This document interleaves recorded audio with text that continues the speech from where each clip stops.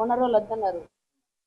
మా బాబు చనిపోగానే మీరు అక్కడనే ఉండండి, మా దగ్గర రాకుండా ముట్టుడు ఉంటది, ముట్టుడు అయిపోయినాక రండి, ఎవరన్నా బంధువులు గిట్ల ఉంటే బట్టలు గిట్ల వచ్చి తీసుకుపోండి. బట్టలు కూడా తీసుకొచ్చుకోలేదు సార్, వేరే వాళ్ళు ఇచ్చేసిండ్రు బట్టలు. వాళ్ళు ఇక రావద్దు అన్నప్పుడు మాకు బంధువులు అంటే అందరికి ఉంటది కదా సార్, వాటిని మేము పోలేదు.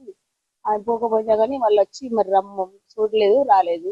హాస్పిటల్కి వచ్చిందట, ఆ ఓనర్ అయినా వచ్చి చూసిపోయిందట, కానీ వాళ్ళను మరి అయిపోయినాక రాని అని ఆ వారితో కూడా చెప్పలేదు. మా బాబుతోటే ఫోన్ చేసి రాకుండా అన్నారు. మేము 6 రోజులు అవుతుంది సార్ ఇక్కడ ఉండబట్టి.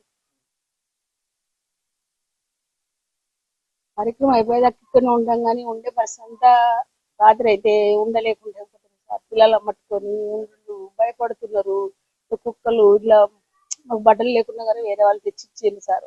ఇంట్లో పోవడంటే మా బాధలు మేము ఉన్నాం కదా, ఇంట్లో బట్టలు తెచ్చుకోవడానికి లేదు కదా. అందు గురించి ఎట్లైనా గడుచుకోవాలని మేము ఉంటున్నాం, కానీ పిల్లలు అయితే బాగా భయపడుతున్నారు.